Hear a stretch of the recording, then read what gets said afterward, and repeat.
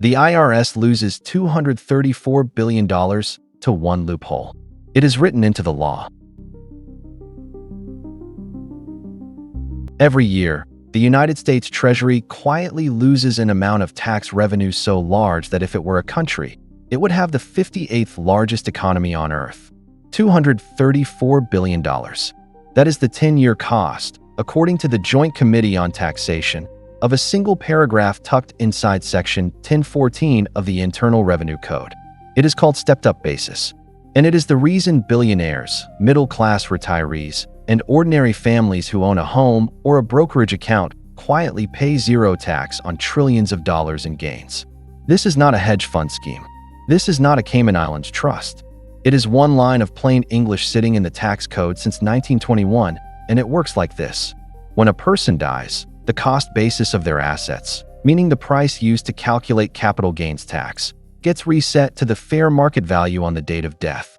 Every dollar of gain that accumulated during that person's lifetime is legally erased for tax purposes. Warren Buffett's $140 billion position in Berkshire Hathaway, Jeff Bezos' Amazon stock, the $400,000 house your grandfather bought in 1968 for $35,000. All of it resets to current market value the moment the owner dies. The heir inherits the asset at the new basis and can sell it the next day with zero capital gains tax owed. The IRS knows about this. The Treasury Department has scored it as the single largest individual income tax expenditure in the federal budget. Presidents from both parties have tried to close it. Every single attempt has failed. This video explains exactly how the loophole works, who actually benefits, why Congress can't kill it, and the 3 quiet mistakes that can still blow up the strategy for regular people.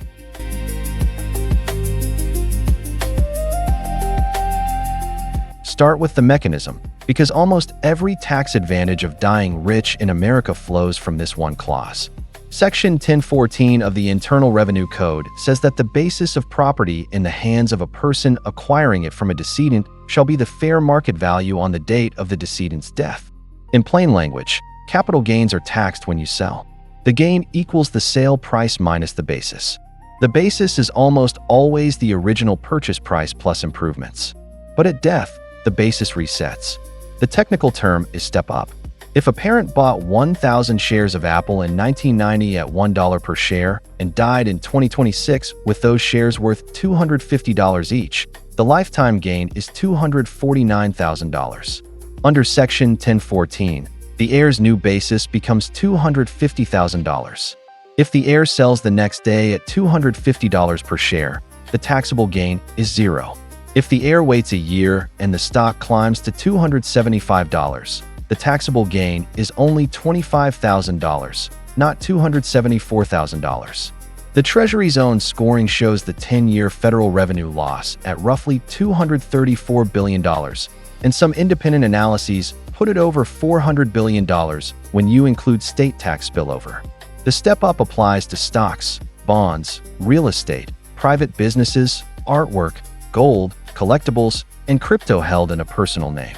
It does not apply to assets held inside tax-deferred accounts like a 401k or traditional IRA, and it does not apply to foreign bank accounts of non-citizens.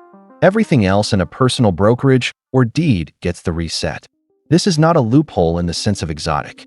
It is not hidden. It is the default rule for every estate in America above and below every wealth level.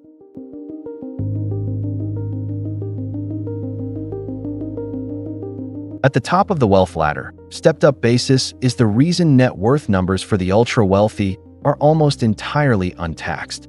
Warren Buffett owned Berkshire Hathaway shares with a cost basis of roughly $13 billion and a market value above $140 billion. The unrealized gain of $127 billion has never been taxed. When Buffett dies, under current law, that $127 billion of gain is permanently erased. His heirs or his foundation inherit at fair market value. Jeff Bezos' Amazon stake has an estimated cost basis under $100 million and a market value above $200 billion. The unrealized gain of roughly $200 billion gets the same treatment. Mark Zuckerberg, Larry Ellison, Bernard Arnault, Elon Musk, every major founder who still holds concentrated equity has a similar pattern. This is the mechanism behind the famous buy, borrow, die strategy. The billionaire never sells, so no capital gains tax is paid during life. The billionaire borrows against the shares to finance living expenses, yachts, planes, and donations, because loans are not income and are not taxed. When the billionaire dies, the shares pass to heirs or a foundation at full market value, and the accumulated gain is legally extinguished. A ProPublica analysis of IRS data estimated that the 25 richest Americans paid an effective federal income tax rate of 3.4% between 2014 and 2018, far below the rate paid by ordinary workers. Stepped-up basis is the single biggest reason why.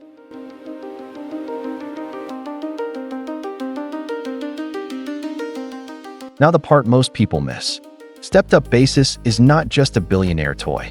It is the single most valuable tax benefit the average American family receives, and it works quietly in millions of middle-class estates every year. Consider the typical case. A retired couple in Ohio bought a house in 1978 for $42,000. By 2026, the house is worth $380,000.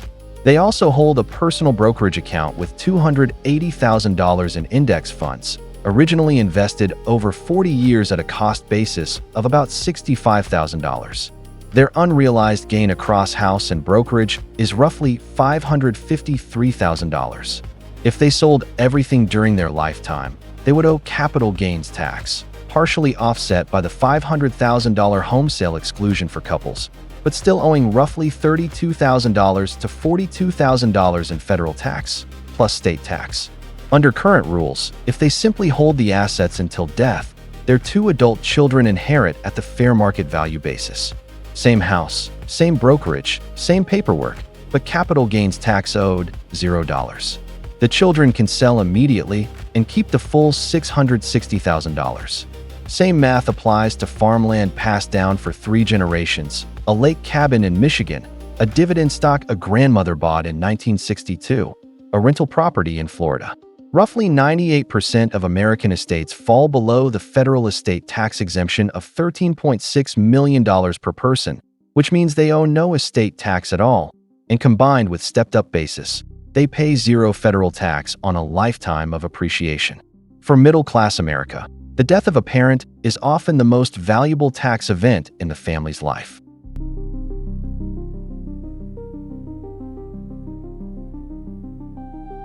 Presidents from both parties have tried to close stepped-up basis. Every attempt has failed.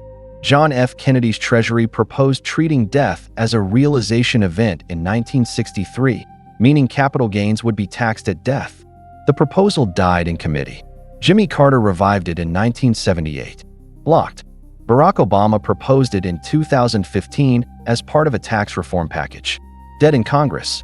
Joe Biden made the most aggressive attempt in 2021, proposing to tax unrealized gains at death above $1 million per person and to eliminate the step-up entirely. The proposal was projected to raise $322 billion over 10 years. It was abandoned within 4 months after sustained lobbying from the Farm Bureau, small business groups, and the real estate industry, who argued that forcing capital gains tax at death would force heirs to sell family farms, small businesses, and long-held homes to pay the tax bill. Public polling consistently shows about 70% opposition when the policy is framed as a death tax. The political geometry is nearly impossible. The top 1% capture over half the dollar value of the step-up, but the middle class and farm communities are the loudest opponents, because they benefit too, and the revenue loss is spread across so many estates that each individual voter has a direct personal stake. Every serious attempt to close it has been defeated by the same coalition of rural voters, small business owners, and homeowners who assume it would raise taxes on them personally.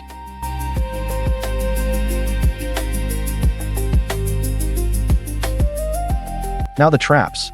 3 specific mistakes can quietly destroy stepped-up basis for ordinary families. Trap 1 is gifting appreciated assets during life. If a parent gives appreciated stock or real estate to a child while still alive, the child takes the parent's original cost basis, not a stepped-up basis. The gift is legally valid, but the tax advantage is lost. A parent gifting a $400,000 house originally bought for $60,000 saves roughly $0 in capital gains because the child inherits the $60,000 basis and owes tax on the full $340,000 of gain when they eventually sell. Trap 2 is holding appreciated assets inside a traditional IRA, 401k, or other tax-deferred account. Assets inside these accounts do not receive a step-up at death. The heir inherits the account and pays ordinary income tax on every distribution, often at a 22 to 37% federal rate, compared to the 0% step-up outcome in a taxable brokerage account. High net worth families with both types of accounts typically spend appreciated tax-deferred money first during retirement and preserve taxable appreciated assets for heirs. Trap 3 is state-level estate and inheritance tax. 17 states plus the District of Columbia impose their own estate or inheritance tax, with exemptions far lower than the federal $13.6 million. Oregon taxes estates above $1 million, Massachusetts above $2 million, New York above $6.9 million. The stepped-up basis still applies for federal capital gains purposes, but the state estate tax can take a meaningful slice of the inheritance before the heir ever sees it. Planning around these three traps separates families who capture the full benefit from families who quietly surrender it.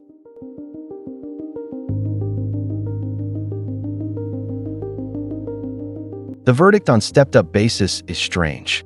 It is the largest individual income tax break in the federal code. It is legally written into Section 1014. It is available to every American who owns an appreciated asset, and yet most people have never heard of it.